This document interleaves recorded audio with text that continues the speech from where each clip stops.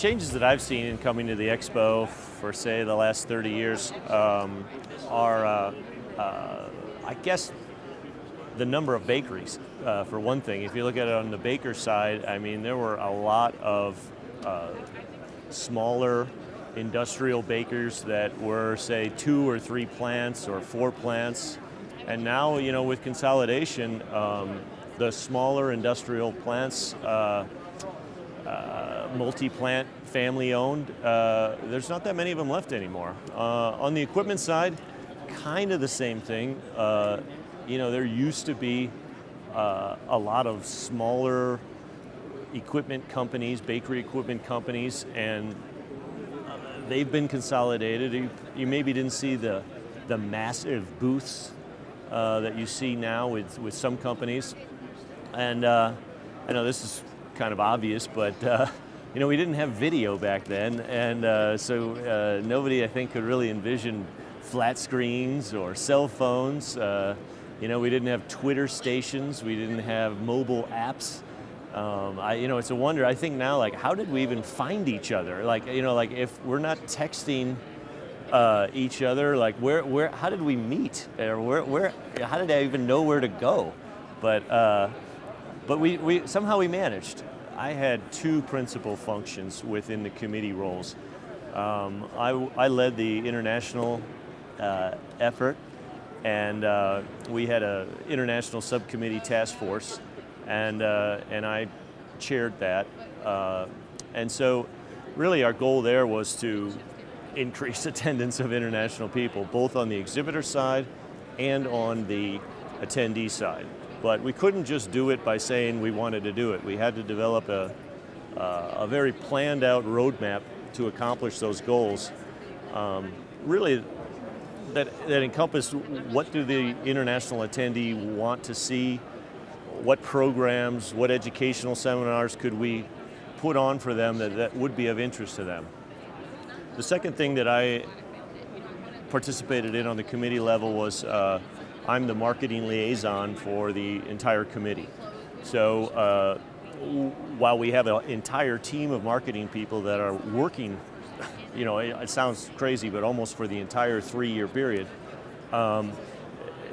rather than reporting every detail back and forth to the entire board or to the entire committee, they go through me, and then if it needs some tweaking or some fine tuning, some polishing, then by the time the full board sees it, we've already tweaked it to the point where it doesn't usually require board work.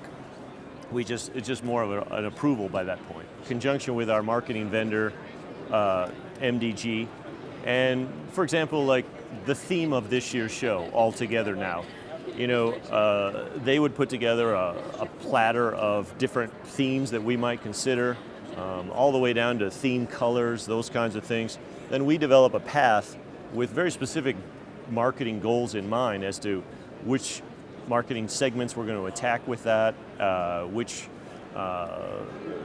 marketing executions we want to do, and then we present that to the full committee.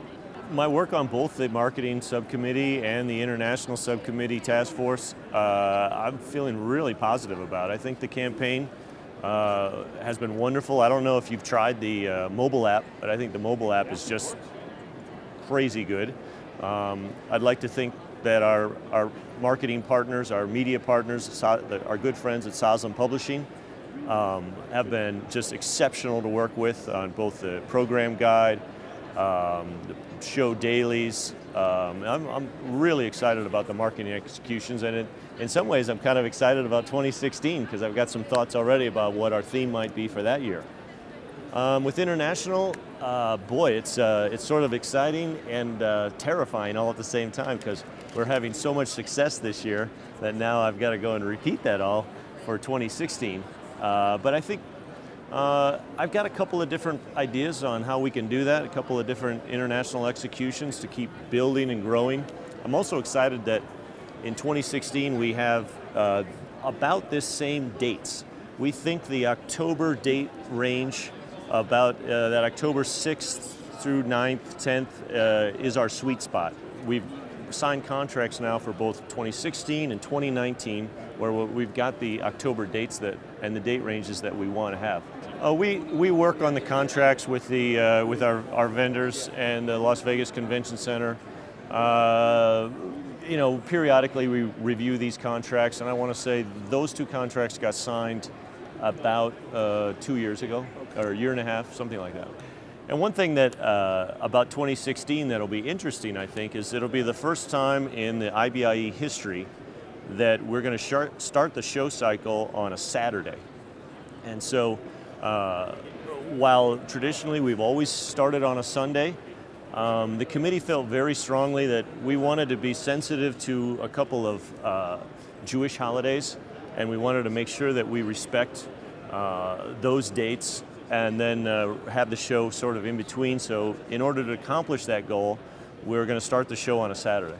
Yeah, the international attendance that I'm most proud of, or where we've had increases in attendance, is in some of the delegations that we've been able to bring in, buyer delegations, through the International Buyers Program.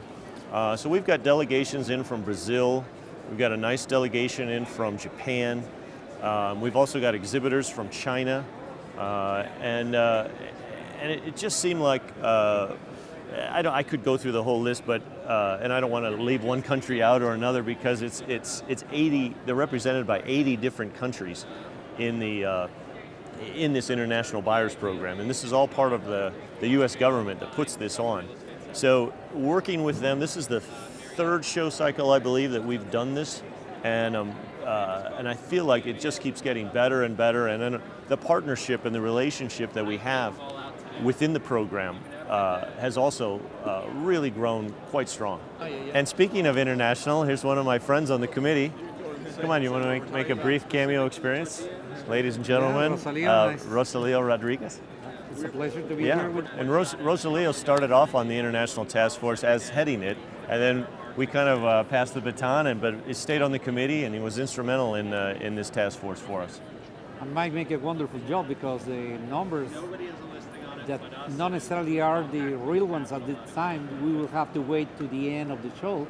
The international visitors has been increasing in number for this time, and probably could be a good percentage of more international visitors that we used to have before. So congratulations to my colleague. And to you as well. Yeah. It's always nice working with you. Yeah. Well, I strongly believe that we can do that. Now we have much more experience about how to deal outside the States to try to bring the attention of more people. Still, there are a lot of bakers around different continents that, for whatever the reason, they are not aware that what they can get visiting this important show. Mm-hmm. Yeah, I'll give you a classic example. In my business, I sell baking pans, and really in about 1988, 1989, the entire baking world for their bread pans no longer used tin-plated steel, and they all switched over to aluminized steel. But in one small section of the world, only in Japan, they still use tin-plated steel. But so we had a delegation in today, and they're looking at these pans, and I said, well, you know, that technology kind of passed you by. In fact, we've moved on 3 times since 1989 in the new technology, and here they found it today at this show. Many countries that this time they had been eating much more bread, so they are potential companies that could bring, could have new information, new technology to apply in these countries, and many countries in Africa or in the Middle East, they have been increasing the bread consumption. Right. So still we have a lot of market to cover. Yeah, that's a very good point. You know, for example, like in Turkey, the international bread consumption is extremely high. And also the population of Turkey, and I may have this fact a little bit wrong, but it's I think it's about 60% of the population is 31 and younger. And so, but the bread consumption is very high, but it was always traditional flatbreads. But now what we're seeing is a much more similar switch to what we would call US style pan bread, US style soft rolls. And so, you know, as as the palates in these different countries change, or maybe there's more homogenization of diets, we see great potential for this show to continue to be a leader for this international knowledge transfer. We can build a team that is following one goal, looking for the good of the entire industry, and not just for a particular interest. And something that I learned being a part of this team is that all of us, we have a different kind of interest, but at the end, everybody is working to achieve the same goal. That's for the good of the baking industry. Making machinery, selling pans, selling bread, making cookies, or publishing magazines. Publishing magazines, right? I think it was 2004, the number of educational programs offered was 5. And this year, I believe it's 76. And while 2004 seems kind of far away, if you actually analyze it in show cycles, it wasn't that many shows ago. And so I personally feel like in 2016, we could even cross over into the 100. Yeah. We're getting feedback now where we've got people that want to actually go to classes after the show. We've got night classes now. And they just don't want to be talked at. They want something that's more two-way. They want hands-on. They want interaction. It isn't the old school system where someone's on the chalkboard. This is the kind of educational programs that get me excited. Yeah. Because we get this feedback from our attendees that they're so excited about it. These classes are selling out. What I have seen some unique new technologies, brand new. Even probably they have not been displayed in a big kind of presentation because maybe it's so brand new that the exhibitors are still a little bit careful how to present or how to show better. Or they might still be waiting for the patent. or maybe they are waiting for that. Yeah. But you will find some really good things for the baking industry. Talking about, as Mike said, not just the wholesale bakery, whatever the kind of products bakery size. Yeah, because innovation can help the small size baker as much as the big. If you're saving ingredients, if you're saving energy, that's real money to the bakers, and so that's the kind of innovation that really I think you see in our Best in Baking program. To accurately answer your question, I cannot because I've been working, but I did see all of the innovation showcase sponsored by Sazam Publishing and created by Sazam Publishing as well, I should mention, and we thank you for that. But and I've also seen all of the Best in Baking sponsored by Bundy Baking Solutions and some other guy, and so I have seen all of those, and I found them to be just incredibly impressive.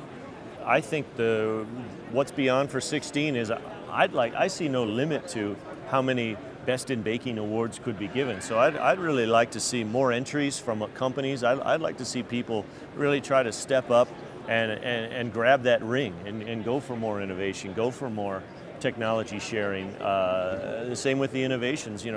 We had some great ones, but I see why not every exhibitor trying to enter something. Go for it. Yeah. Which maybe that could be our theme for 16. Huh? Go for it. With all the kind of regulations that we have all over the world, talking about food safety, that's something that for some countries is a kind of brand new thing that we have to implement and to be working on. So for the 2016, I think that this should be something quite important, not just for the States, for all over the world, because that's something that we have to comply with. Also the environmental, still we have a lot of opportunities. Many pieces of equipment that we are using could be spending high amounts of energy, and still we have some room to improve that. And I strongly believe that the designers of the machinery, they are really working hard to try to get much more efficient equipment, consuming less energy, less water, and respecting the environment.